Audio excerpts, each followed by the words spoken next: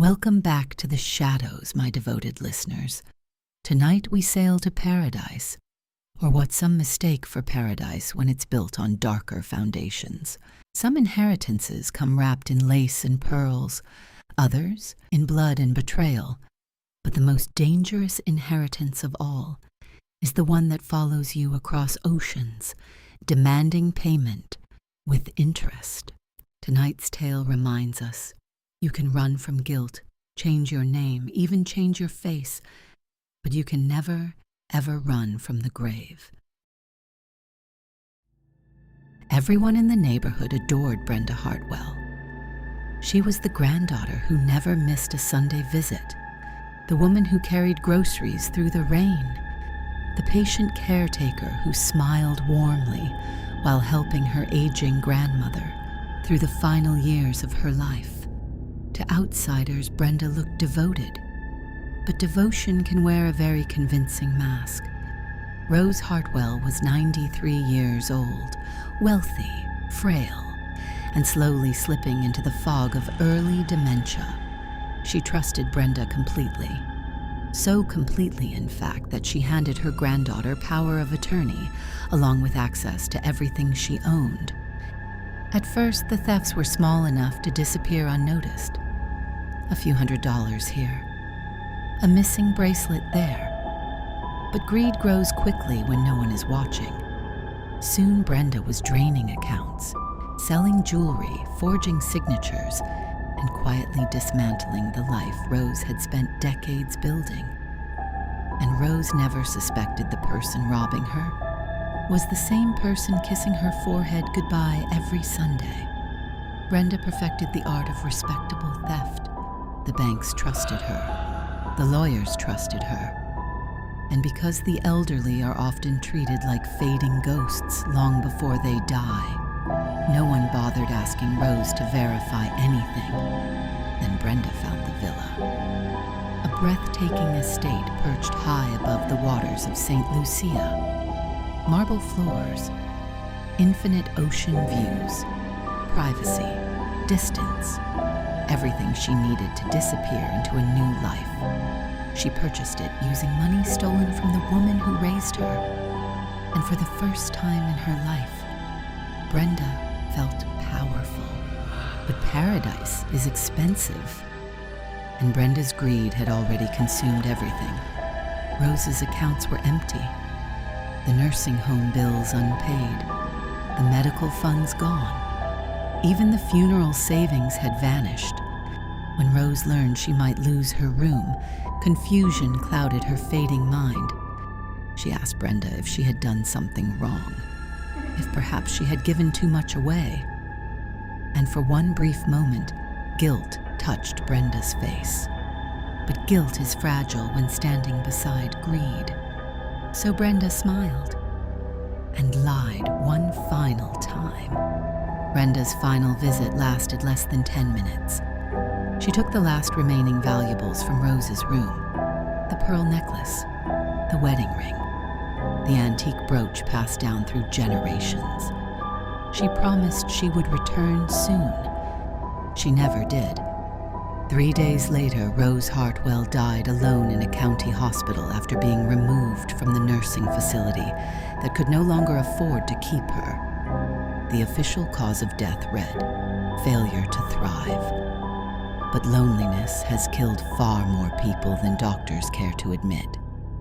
By the time Rose's body grew cold, Brenda was soaring over the Atlantic Ocean with champagne in her hand and paradise waiting beneath the clouds. The island welcomed her beautifully. The villa overlooked crystal blue waters that shimmered beneath the Caribbean sun. Palm trees swayed outside walls of glass and marble. It was perfect, and so Brenda Hartwell died, at least officially. She reinvented herself as Bella Avalon, a glamorous heiress with mysterious wealth and impeccable taste. She hosted lavish parties, dated wealthy men, moved through elite circles as though she had always belonged there. And every luxury surrounding her came from Rose. Rose's pearls, Rose's savings, Rose's sacrifice. She wore stolen inheritance like perfume. The haunting began 3 months later, subtle at first. The air conditioning shutting off in the middle of humid nights, doors locking themselves. The unmistakable scent of white shoulders perfume drifting through empty rooms. Brenda blamed the island, the humidity, the wiring, anything but guilt. But guilt has a way of opening doors. Soon the house changed. Kitchen knives vanished and reappeared in impossible places. Mirrors cracked into spiderweb patterns around Brenda's reflection, as if the house itself was studying her, waiting. The night paradise collapsed. The villa was overflowing with guests. Champagne flowed endlessly. Music echoed through every room. And Bella Avalon smiled like she owned the world. Then the lights died. The music stopped. And something inside the house woke up. Champagne flutes ripped themselves from trembling hands. Serving trays spun through the air like blades. Furniture dragged itself across marble floors. The villa screamed with rage. And one by one, the guests fled into the tropical night, until Brenda stood alone with the things she had brought across the ocean. The mirrors changed first. Every reflection inside the villa distorted, and standing behind Brenda was Rose, not weak, not fragile, but furious. Rose spoke with the calm certainty of someone who no longer feared death. She reminded Brenda of every sacrifice, every hour worked, every meal skipped, every act of love repaid with betrayal. And when Brenda finally screamed that she deserved the inheritance more than the old woman she stole it from, Rose decided to collect what she was owed. The possession was not violent, it was intimate. Rose slipped into Brenda's body the way one slips into an old familiar dress. Slowly, comfortably, inevitably. Brenda felt herself shrinking. Her memories folded away into darkness. Her thoughts compressed into distant corners of her own mind, and Rose filled the empty spaces. Decades of wisdom, patience, resentment, experience, power. The reflection staring back was still young, still beautiful. But the eyes belonged to someone ancient, someone satisfied.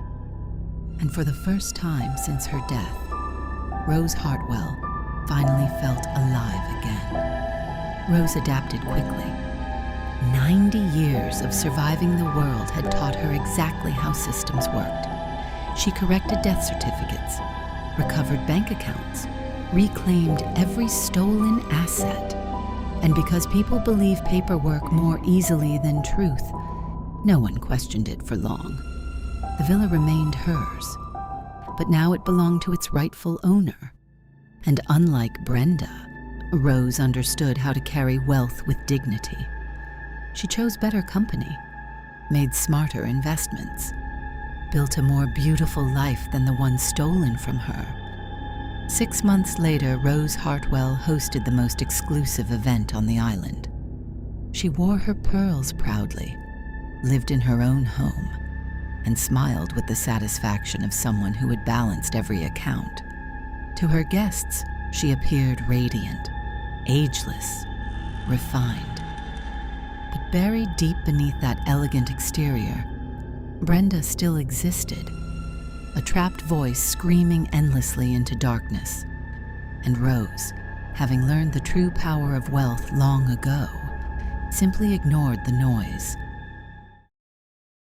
You've been listening to Whispers in the Dark. Justice, my darlings, has many faces. Sometimes it wears robes and carries gavels. Sometimes it carries badges and handcuffs.